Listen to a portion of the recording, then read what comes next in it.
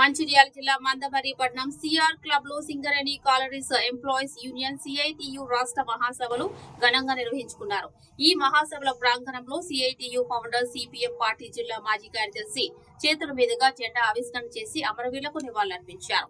ఈ మహాసభలో సీనియర్ నాయకులు కామ్రేడ్ సత్యనారాయణ, ప్రధాన కార్యదర్శి కామ్రేడ్ పాలడుగు భాస్కర్లు మాట్లాడుతూ కేంద్ర ప్రభుత్వం అనుసరిస్తున్న కార్మిక కర్షక వ్యతిరేక విధానాలు, లేబర్ కోడ్ల అమలు రద్దు చేయాలని, రైతు విత్తన బిల్లులను నిలిపివేయాలని, ఉపాధి హామీ పథకాన్ని పూర్తిగా రద్దు చేసే దిశగా కేంద్ర ప్రభుత్వం అనుసరిస్తున్న విధానాన్ని వెనక్కి తీసుకోవాలని, విదేశీ పెట్టుబడులను ఆహ్వానించడానికి ఇన్సూరెన్స్ రంగంలో 100% ఎఫ్టీలను అనుమతించడాన్ని వ్యతిరేకిస్తూ సిఐటియు అనుసరించబోయే విధి విధానాలను గురించి ఈ మహాసభలో చర్చించి కార్యాచరణను రూపొందించడం జరుగుతుందన్నారు. అంటే అంత నమ్మకాన్ని కాపాడుకుంటూ ఇప్పటికి ఇక్కడ కొనసాగిస్తున్నాం. ప్రాంతంలో ప్రతి డివిజన్ ఒక స్కూల్ రావాల్సిన డిమాండ్ ఇక ముందు ఉన్నది. అట్లే ప్రశస్త డాక్టర్లు రావాలి, కార్పొరేట్ హాస్పిటల్ మరిపించే అంత మంచి హాస్పిటల్ రావాలి, మెరుగైన వైద్యులు. మన కారణంగానే చాలా సమస్యలు బ్రతుకులేము. ఇచ్చమంటే ప్రధానంగా గోరకల్ లాంటి ప్రాంతాలలో ఎస్టీ నరసింహరావు గారు ఇప్పుడే చెప్పుకొచ్చున్నాడు, గురువుద్దులు ఆయన నడిచే పరిస్థితి కూడా లేదు.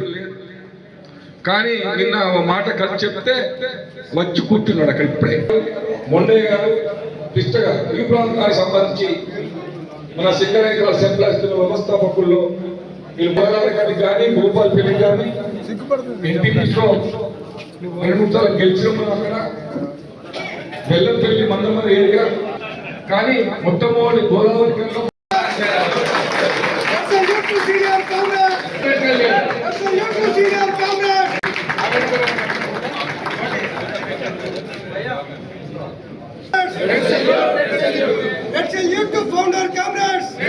సింగరేణి కాలరీస్ ఎంప్లాయీస్ యూనియన్ 17వ రాష్ట్ర మహాసభలు మందమరి పట్టణంలో జరుగుతూ ఉన్నాయి.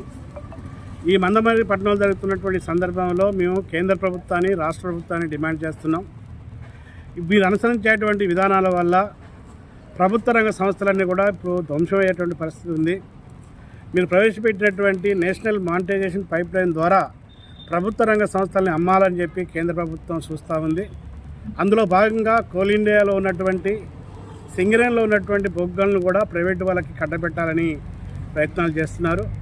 సింగరేణి మనుగడకి, సింగరేణి భవిష్యత్తుకి బొగ్గు బ్లాకుల్ని ప్రభుత్వం కేటాయించాలి నేరుగా. కానీ వేలంపాటు వేసి వేలంపాటు ద్వారా వీటిని కేటాయింపులు చేస్తున్నారు. వేలంపాటులో ప్రైవేటు వాళ్ళు వాటిని తగ్గించుకుంటే బావుల మీద పెత్తనం కూడా ప్రైవేటు వాళ్ళకి పోతుంది. సింగరేణి భవిష్యత్తే కనుమరుగయ్యేటువంటి పరిస్థితి ఉంటుంది. కాబట్టి కేంద్ర ప్రభుత్వంతో రాష్ట్ర ప్రభుత్వం ఫైట్ చేయాలి. సింగరేణికి కావాల్సినటువంటి బొగ్గు బ్లాకుల్ని నేరుగా టెండర్ లేకుండా ప్రభుత్వమే ఈరోజు కేటాయించాలని చెప్పి సిఐటిగా డిమాండ్ చేస్తూ ఉన్నాం.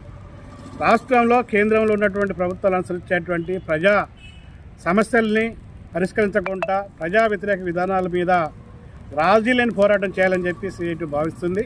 అందులో భాగంగా ఈ మధ్యకాలంలో కేంద్ర ప్రభుత్వం కార్మిక చట్టాలను రద్దు చేసి లేబర్ కోడ్ తీసుకొచ్చి నవంబర్ 21 నుంచి అమలు చేస్తానని నిర్ణయం చేసింది. ఈ అమలైతే కార్మికులకు తీవ్రమైన నష్టం, పెట్టుబడిదారులకు ప్రయోజనకరంగా ఉండటానికి కోసం ఇటు తీసుకొస్తున్నారు. రైతులకి నష్టదాయకమైనటువంటి జాతీయ విత్తన చట్టం బిల్లుని పార్లమెంట్లో ప్రవేశపెట్టారు. గ్రామీణ ఉపాధి హామీ పథకాన్ని రద్దు చేస్తూ దాని స్థానంలో విబీజీ రామ్ స్కీమ్ని తీసుకొచ్చారు. ఇంతకుముందు ఆ పథకానికి నిర్వహణకి 90% కేంద్ర ప్రభుత్వం నిధులు ఇచ్చేది, ఇప్పుడు 60%కి కుదించింది. రాష్ట్రాలు 40% పెట్టుకోవాలని చెప్తుంది.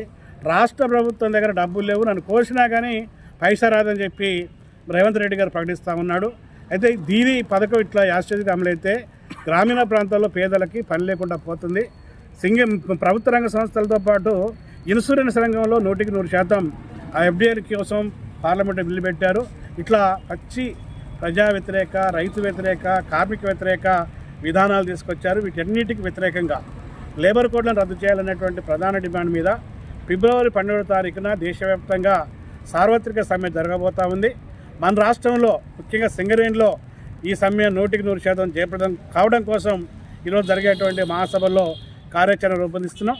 ఈ సమ్మెకు ప్రజలు, ప్రజాతంత్రవాదులు, రాజకీయ పార్టీలు, ట్రేడ్ యూనియన్లు, మద్దతునిచ్చి జయప్రదం చేయాలి, కార్మిక వర్గం పక్షాన సంఘీభాగం నిలబడాలని చెప్పి విజ్ఞప్తి చేస్తాం.